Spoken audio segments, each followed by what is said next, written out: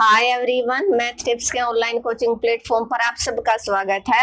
आज के इस लेक्चर में हम करेंगे फर्स्ट सेमेस्टर में जिन जिन बच्चों की रीअपीयर है उनके लिए आज का ये लेक्चर रहेगा, और जो बच्चा वैसे फर्स्ट ईयर में आएगा नेक्स्ट ईयर उसके लिए भी ये लेक्चर इंपॉर्टेंट रहेगा। लेकिन जो बच्चा आज का लेक्चर देख लेगा उसकी ये मैं श्योरिटी देती हूँ, आपके जो 10 मार्क्स है वो यहाँ से पक्के हैं, श्योर हैं इस लेक्चर से। यहाँ पर जो मैं क्वेश्चन करवाऊंगी वहां से आपका एग्जाम में क्वेश्चन पक्का आ जाएगा, चाहे आपका वन लाइनर क्वेश्चन हो चाहे आपका ऑब्जेक्टिव क्वेश्चन हो।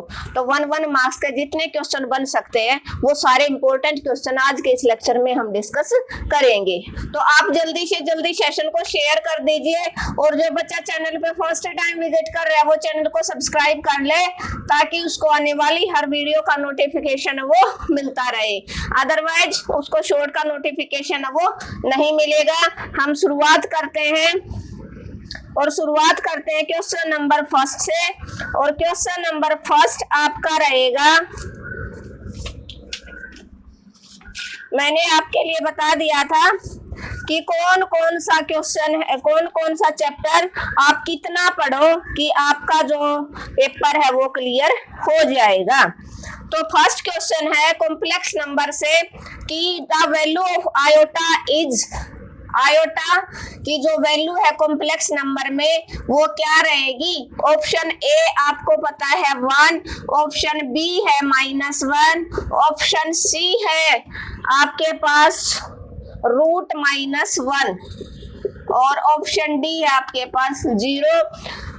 हो सकता चाहिए क्वेश्चन ऑब्जेक्टिव में पूछे चाहे वन लाइनर में क्वेश्चन पूछे, लेकिन क्वेश्चन रिपीट आपका होगा जरूर। आपको पता है आयोटा इज इक्वल टू, जब आप कॉम्प्लेक्स नंबर स्टार्ट करते हो तभी आपका क्वेश्चन आता है -1। अगर उसने नेक्स्ट टाइम आयोटा स्क्वायर पूछ लिया तो आपको क्या करना है, इसी वैल्यू का होल स्क्वायर करना है। तो आयोटा स्क्वायर की वैल्यू आपकी -1। अगर वो आयोटा की 4 की पूछे तो आप इसी वैल्यू का स्क्वायर कर दो बोथ साइड, आयोटा 2 × 2 आयोटा की 4 -1 का होल स्क्वायर +1, आपकी वैल्यू तीनों के तीनों आ गई। आयोटा की वैल्यू आपकी क्या होती है √-1। जब आप कॉम्प्लेक्स नंबर का स्टार्टिंग वाला मेरा लेक्चर इंट्रोडक्शन का लेक्चर जैसे ही पढ़ोगे फर्स्ट स्टेप आपको यही मिलेगा कि आयोटा कहाँ से आया और इसकी वैल्यू क्या होती है। तो यहाँ से आपका क्वेश्चन था अपना 1 निकाल दिया मैंने 3, iota is equal to √-1। Option number C iota square पूछेगा तो आपका हो जाएगा -1, आयोटा की 4 पूछेगा आपका आंसर आ जाएगा +1। कॉम्प्लेक्स नंबर से एक क्वेश्चन 100% श्योर है। तो अगर आयोटा का पूछेगा तो आपका ऑप्शन आपके जो आंसर हैं और जो क्वेश्चन है सिर्फ यही रहेंगे। आपको लेक्चर को बीच में बिल्कुल स्किप नहीं करना, यहाँ से सारे इंपॉर्टेंट क्वेश्चन आज हम डिस्कस करेंगे। Matrix having 1 row and n column, a matrix having 1 row and n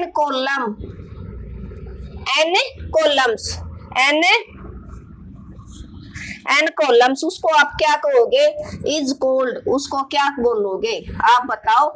जब मैट्रिक्स का इंट्रोडक्शन जब भी मैंने बताया था तब आपने पूछा कि मैडम हम पास कैसे हों, तो मैंने बताया था बेटा इंट्रोडक्शन का एक भी लेक्चर आपको स्किप नहीं करना, सारे चैप्टर आप को नहीं करने, लेकिन इंट्रोडक्शन आपको हर चैप्टर का पढ़ना है कि 2-2 लेक्चर आपको मिलेंगे, वहां से आपके जितने ऑब्जेक्टिव जितने वन लाइनर क्वेश्चन है सारे क्लियर हो जाएंगे। और कहां से क्लियर होंगे वो आप आज के इस लेक्चर में देखो भी गए कि मैडम झूठ बोल रही थी या सच। तो एक मैट्रिक्स जिसमें a matrix having 1 row and n column is called, आपको पता है जब रो ए को ABCD और कॉलम चाहे कितने भी हो n कॉलम हो उसको क्या बोलोगे आप, रो मैट्रिक्स। क्या बोलोगे आप, रो मैट्रिक्स। और यहाँ 1 रो की जगह नेक्स्ट क्वेश्चन पूछ सकता है 1 कॉलम्स एंड n रो, उसको आप क्या कहोगे, कॉलम मैट्रिक्स। क्या कहोगे, क्या कहोगे, कॉलम मैट्रिक्स। कब, जब आपके पास एक कॉलम और n रो होगा, और वो डिफाइन भी करवा सकता है। अगर वो ऐसे भी पूछ सकता है कि आप डिफाइन करके दिखाओ, एग्जांपल दो कि ये matrix having 1 row and n columns, तो आप ये वाला एग्जांपल दोगे कि एक रो होगा, n कॉलम होंगे, तो ये वाला आपका रो मैट्रिक्स हो जाएगा। और a matrix having 1 column and n row, then आपका कॉलम मैट्रिक्स हो जाएगा। आप ऐसे बनाओगे, ये आपका बनाने का तरीका रहेगा। ये क्वेश्चन आप देख ले, इसके ऑप्शन है, option number A row matrix, option B था कॉलम मैट्रिक्स, ऑप्शन सी था आपका जीरो मैट्रिक्स, और ऑप्शन डी था आपका यूनिट मैट्रिक्स। यूनिट मैट्रिक्स आपको पता है क्या होता है, जीरो मैट्रिक्स क्या हो रहेगा, जिसमें सारे एलिमेंट 0 0 होंगे। यूनिट मैट्रिक्स जिसमें क्या होगा, जो डायगोनल एलिमेंट है वो 1 1 होंगे। क्लियर है, तो आपका आंसर रह जाएगा ऑप्शन नंबर ए। क्लियर है, ये क्वेश्चन जरूर रिपीट होगा। एक मैट्रिक्स जिसमें एक रो होगा, ऐसे लाइन सिर्फ एक ही मिलेगी, सिंपल शब्दों में मैं आपको बता दूं, और कॉलम चाहे कितने भी हो, रो मैट्रिक्स हो जाएगा। और ऐसे एक लाइन हो, इसका मतलब ये कॉलम एक है, और row first row, second row, third row, fourth row, कितने भी आप बना लो। ठीक है, क्लियर है। नेक्स्ट जो क्वेश्चन रहेगा, क्वेश्चन नंबर 3 पे हम आ चुके हैं। The ratio of side perpendicular and base of right angle triangle is, की रेशियो, कोई राइट एंगल ट्रायंगल है, उसका साइडों का रेशियो किस किस का, परपेंडिकुलर का, और नेक्स्ट किसका, बेस का। परपेंडिकुलर अपॉन बेस क्या होता है, आपको पता है, ट्रिग्नोमेट्री में फॉर्मूला पढ़ा था ना, पंडित बद्री वाला भी, पंडित बद्री प्रसाद हर हर बोले, P/B क्या होता है आपका, tan थीटा। क्या होता है, tan थीटा। तो उसने ऑप्शन दिया, ऑप्शन ए उसने दिया साइन थीटा, ऑप्शन बी दिया उसने tan थीटा, ऑप्शन सी दिया उसने कोट थीटा, और ऑप्शन डी दिया उसने कोस थीटा। तो आपका ऑप्शन नंबर ए हो जाएगा कि ratio of sides of perpendicular and base, base perpendicular और बेस का जो रेशियो होगा वो आपका क्या रहेगा, tan थीटा से आप उसको रिप्रेजेंट करोगे। किससे रिप्रेजेंट करोगे आप, किससे रिप्रेजेंट करोगे आप, किससे रिप्रेजेंट करोगे आप, किससे रिप्रेजेंट करोगे आप, tan थीटा से। नेक्स्ट क्वेश्चन पे पहुंचते हैं हम। अगली बार हो सकता है और किसी का रेशियो पूछ ले, और किसी का पूछेगा, तो मैंने फॉर्मूला आपको बता दिया। हो सकता है नेक्स्ट टाइम आपसे रेशियो पूछ ले कि बेस और हाइपोटेन्यूज का, तो बेस और हाइपोटेन्यूज का रेशियो आपका क्या बनेगा, कोस थीटा, जो ऑप्शन डी हो जाएगा। और परपेंडिकुलर और हाइपोटेन्यूज, ये परपेंडिकुलर है या ये हाइपोटेन्यूज है, इनका रेशियो आपका साइन थीटा बनेगा। तो इसका ऑप्शन नंबर आपका क्या हो जाएगा, tan थीटा, क्योंकि P/B पूछा उसने, परपेंडिकुलर और बेस का रेशियो आपका क्या होता है, tan थीटा। क्या रहेगा आपका, tan थीटा, क्या रहेगा आपका, tan थीटा। नेक्स्ट पर पहुंचते हैं हम, क्वेश्चन नंबर 4। क्वेश्चन नंबर, इसका ऑप्शन नंबर आपका बी हो जाएगा। क्वेश्चन नंबर 4 पे पहुंच गए हम। If M1 and M2 are slope, M1 and M2 are slopes of two parallel line, slopes of two parallel line. Parallel line में आपको पता है स्लोप क्या होता है, इक्वल। क्या होता है, इक्वल, जो आपका ऑप्शन नंबर बी हो जाएगा। एफ क्या हो जाएगा, option number B. Option A था उसने, ऑप्शन नंबर ए दिया, हमारा होता है इक्वल। ऑप्शन ए में दिया उसने M1 into M2 is equal to -1, M1 और M2 आपका इक्वल दे दिया। और थर्ड दिया उसने M1 plus M2 equal to 0।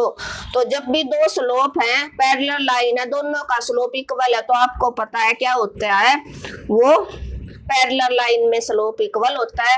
अगर पैरेलल ना देके यहाँ पर परपेंडिकुलर दे दे, बोथ लाइन्स आर परपेंडिकुलर, हो सकता है अब की बार परपेंडिकुलर का पूछ ले, तो आपका ऑप्शन नंबर ए हो जाएगा। परपेंडिकुलर में कंडीशन होती है दोनों स्लोप की मल्टीप्लाई -1, या एक स्लोप दे रखा है तो दूसरे की value 1 by -1 by m2, -1 by m2। आपको क्वेश्चन एक क्वेश्चन से दूसरा क्वेश्चन निकालना आना चाहिए। इस लेक्चर से हमारे सारे क्वेश्चन क्लियर हो जाएंगे। मैं पूरी कोशिश करूंगी कि एक ही लेक्चर में खत्म हो जाए, और अगर लेक्चर लंबा रहेगा तो मैं एक और लेक्चर लेके आऊंगी।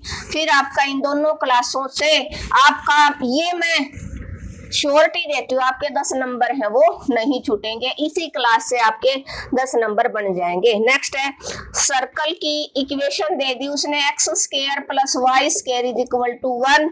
आपको पता है सर्कल की स्टैंडर्ड इक्वेशन होती है, कौन सी होती है ये स्टैंडर्ड इक्वेशन, और उसने इसका पूछा सेंटर। क्या पूछा उसने? सेंटर। आपको पता है स्टैंडर्ड इक्वेशन होते हैं x - h का whole square plus y - k का होल स्क्वायर = रेडियस r का होल स्क्वायर। तो आपको पता है यहाँ इसको इस फॉर्म में बनाओगे तो x - 0 का होल स्क्वायर, y - 0 का होल स्क्वायर, 1 का होल स्क्वायर। तो सेंटर पॉइंट आपका क्या बना? 0 0। क्या बना? 0 0। ऑप्शन दिए थे इसने, ऑप्शन ए दिया इसने 1 1, ऑप्शन बी दिया इसने 2 2। आपको ऑप्शन से कोई नहीं लेना देना। ऑप्शन सी दिया उसने 0 0, और ऑप्शन डी दिया उसने 0 -1, 0 -1। लेकिन श्योरिटी है क्वेश्चन पक्का देगा वो ऐसा, ठीक है। सर्कल की सिंपल स्टैंडर्ड फॉर्म अगर आपसे पूछे डायरेक्ट ये ना देके तो इसका ऑप्शन नंबर आपका सी हो जाएगा, क्योंकि यहाँ पर सिर्फ x² y² जिसको आप x - 0 का होल स्क्वायर लिख सकते हैं। अगर सर्कल की जर्नल इक्वेशन पूछे तो क्या हो जाएगी? ये स्टैंडर्ड इक्वेशन। अगर स्टैंडर्ड इक्वेशन पूछे 1 लाइनर क्वेश्चन में, क्योंकि ऑब्जेक्टिव भी देता है ना, 5 ऑब्जेक्टिव देगा, 5 1 लाइनर, तो 5 ऑब्जेक्टिव देगा तो ऑब्जेक्टिव में तो ऑप्शन रहेंगे, बगैर ऑप्शन का देगा तो वो बोल देगा स्टैंडर्ड इक्वेशन लिखो सर्कल की, तो आपको ऐसे लिखना है। और general equation लिखवाएगा x² + y² + 2gx + 2fy + c = 0। इसके सेंटर पॉइंट होते हैं -g - f, और इसकी रेडियस होती है -g का होल स्क्वायर -f का होल स्क्वायर और माइनस का c, g² + f² - c। ये इसका आपका क्या होता है? क्या होता है आपका जर्नल इक्वेशन का सेंटर पॉइंट ऐसे निकालते हो और रेडियस आप ऐसे। सर्कल का एक क्वेश्चन 100% श्योर है, चाहे इक्वेशन दे के पूछे या डायरेक्ट फॉर्मूला पूछे, तो आपको एक बार सर्कल का इंट्रोडक्शन जरूर पढ़ना है। इंट्रोडक्शन का लेक्चर मैंने करवा रखा है, बीच में आपको लेक्चर स्किप नहीं करना है। जिसके अकॉर्डिंग मैंने बताया आपको उसी के अकॉर्डिंग तैयारी करनी है। जो जो चैप्टर मैंने आपको बताए सिर्फ आपको वही पढ़ने हैं। 4 चैप्टर हैं, 4-5, उनसे ज्यादा नहीं पढ़ना है। और इन चैप्टर्स के जितने इंपॉर्टेंट क्वेश्चन है वो 2-4 वीडियो के अंदर 2-4 लेक्चर में आपके डालूंगी और उनको आपको सोल्व करवा के दिखा दूंगी। आपको पता भी चल जाएगा कि किस टाइप का कहाँ से क्वेश्चन आ रहा है। मैडम सच बोल रही थी। एक होता है कि आप अंधाधुंध कुछ भी पढ़ लो, सारा सब कुछ पढ़ के चले जाओ, पेपर में जाके साफ हो जाते हो। एक सिलेक्टेड पढ़ो, लेकिन इतना अच्छा पढ़ो कि पेपर में जाते ही आपके सारे क्वेश्चन है वो आपका ऑब्जेक्टिव होता है, एकदम से टिक कर दो, आपको ध्यान आ जाए ये ऑब्जेक्टिव था। 1 लाइनर है तो 1 लाइनर हो जाएगा, और 4 मार्क्स का तो 4 marks. Full form of MATLAB आपको पता है?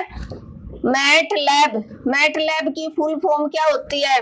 2 है, आपको मैंने बताया था, 4 ही लेक्चर डाल रखे हैं, मैटलैब और साइलैब की। मैटलैब और सिलैब 2 है।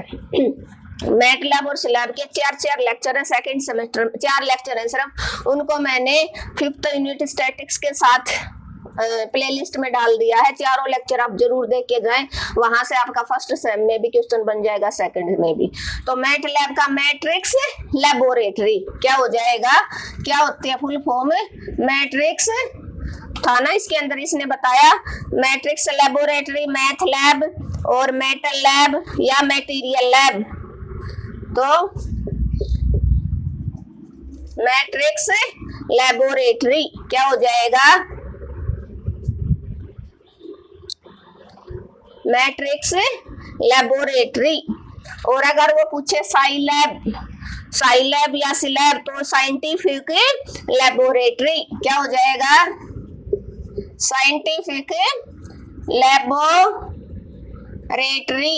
ठीक है, दोनों की फुल फॉर्म आपको पता होनी चाहिए, डिफरेंस है वो आप ध्यान दे लेना, अच्छे से देख लेना, तो हो सकता है अब की बार साइलैब के बारे में पूछ ले।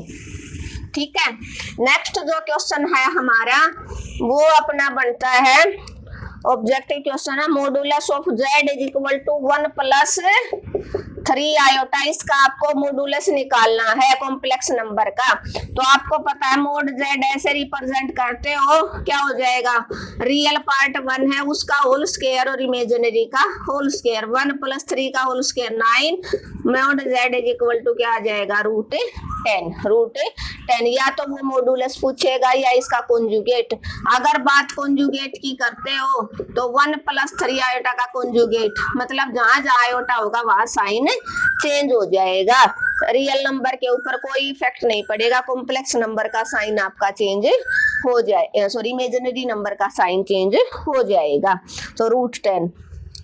नेक्स्ट है the number of middle term of binomial expansion x minus 2y की पावर 7।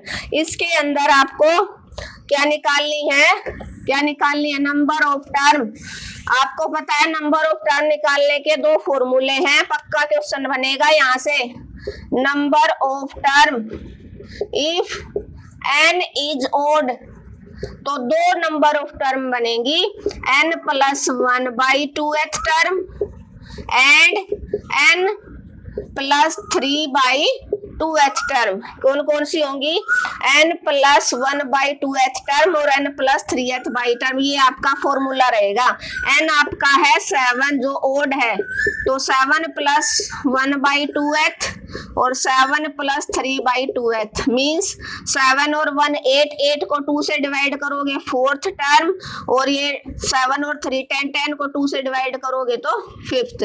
दो टर्म आ जाएंगी आपकी, नंबर ऑफ टर्म की क्या हो जाएगी, number of middle term, number of middle term है भाई, ये मिडल टर्म निकालने का formula. If n is even तो एक मिडल टर्म होती है n by 2 plus 1th term. अगर n ओड होगा तो दो मिडल टर्म निकलेंगी, एक कैसे, जैसे x माइनस 2y की पावर 4 दे देता तो आपकी टर्म होती 4 बाई 2 प्लस 1th, मतलब 2 से डिवाइड करवाया 4 को, थर्ड टर्म जो आपकी हो जाती 2 प्लस 1 3, तो थर्ड टर्म आपकी मिडल टर्म हो जाएगी। समझ में आ गया, आपको ध्यान रखना है अगर n की वैल्यू ओड है तो दो मिडल टर्म आएंगी, और n की वैल्यू इवन है तो सिर्फ एक ही मिडल टर्म आपकी आएगी। क्लियर है। इसके बाद नंबर ऑफ टर्म अगर पूछे किसी भी बाइनोमियल एक्सपेंशन की, तो जैसे इसी क्वेश्चन को ले ले, x माइनस 2y की पावर 7, इसकी नंबर ऑफ टर्म पूछ ले, number of term, total number of term इस एक्सपेंशन के अंदर कितनी होंगी, तो इससे एक ज्यादा 7 प्लस 1 8 टर्म होंगी टोटल नंबर ऑफ इसके अंदर बाइनोमियल एक्सपेंशन को जब ओपन करोगे तो 8 टर्म में आएंगी। फॉर्मूला होता है अगर यहाँ पर x माइनस 2y की पावर n है तो टोटल टर्म आता है हर बार क्वेश्चन n प्लस 1 हो जाएगा, तो n यहाँ पर जो भी उसमें एक ऐड कर दो अगर टोटल पूछता है, और मिडल पूछता है तो अगर मिडल में n की वैल्यू ओड है तो दो मिडल टर्म आएंगी, n की वैल्यू इवन है तो एक ही मिडल टर्म आएगी। बाइनोमियल से इससे ज्यादा क्वेश्चन ऑब्जेक्टिव आपका नहीं बनेगा, और जो बनेंगे वो मैं बताती जाऊंगी, आप देख लेना कि मैडम सच बोल रही है या झूठ। द वैल्यू ऑफ डिटरमिनेंट 4 1 2 1, इस डिटरमिनेंट की वैल्यू आपको पता है ये 2 बाई 2 का है, कितने का है, 2 बाई 2 ऑर्डर का मैट्रिक्स का है, और इसको स्क्वायर मैट्रिक्स बोलते हैं। कौन सा है स्क्वायर मैट्रिक्स, कौन सा होता है 2 बाई 2 3/3 4/4 जिसमें रो और कॉलम इक्वल होते हैं वो स्क्वायर मैट्रिक्स होता है। डेफिनेशन भी पूछ सकता है। डेफिनेशन आप जैसे इंट्रोडक्शन में जाओगे सबकी डेफिनेशन, रो मैट्रिक्स की डेफिनेशन, कॉलम की, आइडेंटिटी की, स्क्वायर की, रेक्टेंगल की, सब की मैंने डेफिनेशन अच्छे से डिस्कस करवा रखे। आप जरूर प्लीज इंट्रोडक्शन जरूर देखें। इसका डिटर्मिनेंट 4 - 2 आपका आ जाएगा 2, डिटर्मिनेंट की वैल्यू 2 आ जाएगी। ऑर्डर पूछता तो 2/2 है। पाई रेडियन आपको पता है, पाई रेडियन किसके इक्वल होता है? 180 डिग्री। पाई रेडियन किसके इक्वल होता है? 180 डिग्री। ठीक है। नेक्स्ट था the slope of two line which make angle 60 degree with positive direction of X axis. Positive direction of X axis tan theta से स्लोप को रिप्रेजेंट करते हैं। उसने थीटा दे दिया 60 डिग्री, तो tan 60 आपको पता कितना होता है? √3। कितना होता है? √3। टेबल आपको जरूर आनी चाहिए, टेबल से एक क्वेश्चन हर बार आता है। sin 0, sin 30, sin 45, sin 60, sin 90। जिसको साइन की वैल्यू याद हो कोस की भी अपने आप बना लेगा, पीछे से चलना है। फिर tan की साइन बाई कोस कर लो, और जब साइन कोस और tan की आ गई तो कोसिकेंट सीकेंट कोट की, तो जो साइन की टेबल है वो उसको उल्टा कर दो, कोसिकेंट की बन जी। कोस की वैल्यू को उल्टा कर दो, सीकेंट की बन जाएगी। tan की वैल्यू को उल्टा कर दो तो आपका कोट का बन जाएगा। ठीक है। tan थीटा का यही था ना, पॉजिटिव डायरेक्शन है तो tan थीटा स्लोप निकालने का ये था ना, m1 - m2 अपॉन में 1 + m1 × m2, ये स्लोप निकालने का आपका फॉर्मूला। अगर दोनों स्लोप इक्वल है तो पैरेलल हो जाएंगी, और परपेंडिकुलर है तो दोनों स्लोप की मल्टीप्लाई आपकी -1 आपको मिलेगी। ठीक है। नेक्स्ट, इन मैटलैब हाई लेवल लैंग्वेज, इन MATLAB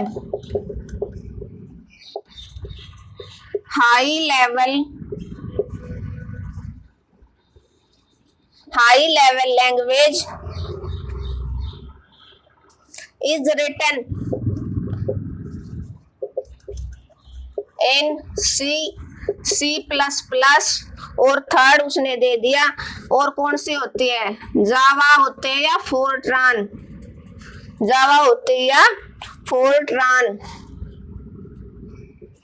तो आपको पता है जो मैटलैब के अंदर होते हैं वो जावा। कौन सी होती है? जावा। क्या होती है? जावा लैंग्वेज है वो लिखी जाती है। फोर्ट्रान होते हैं वो साइलैब के अंदर लिखी जाती है। क्लियर है? इस लेक्चर के अंदर हमने कम से कम कितने क्वेश्चन डिस्कस कर लिया? कम से कम हमने कर लिए भाई 15-20 क्वेश्चन हमने इस लेक्चर के अंदर डिस्कस कर लिए। होपफुली आपको समझ में आया होगा। नेक्स्ट जो लेक्चर रहेगा उसके अंदर भी मैं एक बार सारे ये ऑब्जेक्टिव की सीरीज चलाऊंगी आपकी, कि ऑब्जेक्टिव आपके जो हैं वो रिपीट हो रहे हैं या नहीं हो रहे, और आप कैसे इनको सोल्व करोगे। आप ये 3 क्लास है ना, ये तीनों क्लास जैसे ही आप देखोगे आपको पता चल जाएगा। 3 या 2 जो भी हैं, जितना भी एक आधा क्वेश्चन और डिस्कस करवा देती हूँ मैं। चलो और देख लो, थोड़ा सा लंबा हो जाएगा। नेक्स्ट क्वेश्चन आपका ऑर्डर ऑफ मैट्रिक्स 3 7 5 2। इसका ऑर्डर क्या रहेगा? अभी समझाया था ना, 2 रो है 2 कॉलम है, तो 2/2 का इसका ऑर्डर रहेगा। ऑप्शन थे 1/1 का, 2/2 का, 3/2 का, 3/3 का, तो आपका ऑप्शन नंबर बी हो जाएगा इसका। ठीक है। नेक्स्ट 10 45। अभी बताया था कि टेबल से एक वैल्यू जरूर आएगी। 10 45 आपको पता है 1, वैल्यू पूछे कोट 45 वो भी 1 होती है, तो 10 45 1। ऑप्शन दे रखे थे इसने, ऑप्शन ए दिया 1, ऑप्शन बी दिया इसने 0, ऑप्शन सी दिया 2 और ऑप्शन डी दिया 3, तो ऑप्शन नंबर ए आपका हो जाएगा। 10 45 आपका क्या होता है? 1 होता है। क्या होता है? 10 45 आपका 1 होता है। 10 45 अभी मैंने डिस्कस करवाया था नंबर ऑफ बाइनोमियल टर्म जिसने ये आज का लेक्चर देख लिया, भाग्य वाला जो दूसरा लेक्चर होगा उसको देखते ही समझ में आ जाए मैडम झूठ बोल रही थी या सच। x + 5 की पावर 7 उसने नंबर ऑफ टर्म पूछ ली। अभी पूछा था ना, फॉर्मूला बताया था, टोटल नंबर ऑफ टर्म अगर पूछेगा तो n + 1, n बराबर है 7, तो कितनी हो जाएगी 7 + 1 8 टर्म है इसके अंदर। टोटल नंबर ऑफ टर्म आपकी आएंगी। जो ऑप्शन ए उसने दिया था 7, ऑप्शन बी दिया था 8 और ऑप्शन सी 9 और ऑप्शन डी है वो 10, तो आपका ऑप्शन नंबर बी हो जाएगा। अभी हमने डिस्कस किया था। एक ये पॉइंट वाला और ध्यान रखना, यहाँ से भी बहुत बार एग्जाम में क्वेश्चन पूछा है, क्योंकि ये पूछना इधर से ही है कि 5 7 है वो किस क्वाड्रेंट में लाई करता है। आपको पता है मैंने 4 क्वाड्रेंट बता रखे, इसमें दोनों वैल्यू पॉजिटिव, ये फर्स्ट बोला जाता है। इसमें फर्स्ट नंबर पे नेगेटिव वैल्यू मिलेगी, दूसरी है वो पॉजिटिव, मतलब x नेगेटिव y पॉजिटिव। इसमें दोनों नेगेटिव, x भी नेगेटिव y भी। ये थर्ड होता है, ये सेकंड होता है और ये फोर्थ, जिसमें x पॉजिटिव y नेगेटिव, मतलब x पॉजिटिव y नेगेटिव। इसमें x और y दोनों पॉजिटिव। इस क्वाड्रेंट को दिमाग में सेट करना है, क्वेश्चन पक्का आएगा। तो 5 और 7 है वो किस क्वाड्रेंट में, दोनों वैल्यू x और y दोनों पॉजिटिव है, तो फर्स्ट क्वाड्रेंट क्या हो जाएगा, फर्स्ट क्वाड्रेंट। उसने ऑप्शन ए दिया फर्स्ट क्वाड्रेंट, ऑप्शन बी दिया उसने सेकेंड, ऑप्शन सी दिया उसने थर्ड और ऑप्शन डी दिया उसने फोर्थ, तो आपका ऑप्शन नंबर ए हो जाएगा। हो सकता है नेक्स्ट टाइम इसको -5 प्लस का 7 पूछ ले, तो ये सेकंड में चला जाएगा। Next question, how the right infinity in MATLAB. Infinity को आप मैटलैब में कैसे लिखोगे, इस क्वाड्रेंट वाले को बिल्कुल दिमाग में सेट करना। इसका जो पॉइंट वाला जो लेक्चर है ना इंट्रोडक्शन का, उसको आपको जरूर देखना है, मिस नहीं करना है। एक और लेक्चर लेके आऊंगी, उसमें सारे ऑब्जेक्टिव आपके जितने भी इंपॉर्टेंट क्वेश्चन है ना ऑब्जेक्टिव के, वो सारे के सारे आपके क्लियर हो जाएंगे, क्योंकि रिपीट होते हैं क्वेश्चन हर बार। ये प्रीवियस ईयर जितने भी इंपॉर्टेंट क्वेश्चन थे वो सारे के सारे मैं डिस्कस करवा रही हूँ। और मैंने ये आइडिया लगाया, हमेशा जो हरियाणा टेक्निकल बोर्ड होगा चाहे कोई भी बोर्ड हो गया, वो क्वेश्चन रिपीट करवाता है, तो आपके 10 नंबर पक्के हैं इन 2 लेक्चर से। तो इन्फिनिटी इन मैटलैब, मैटलैब के अंदर आप इन्फिनिटी को कैसे डिफाइन करोगे, इनफ से, INF से आप रिप्रेजेंट करोगे। जो ऑप्शन नंबर ए है INF, ऑप्शन बी पूरी स्पेलिंग लिख रखी है इन्फिनिटी की, ठीक है। और ऑप्शन सी में undefined, option D none of these, तो ऑप्शन नंबर ए हो जाएगा।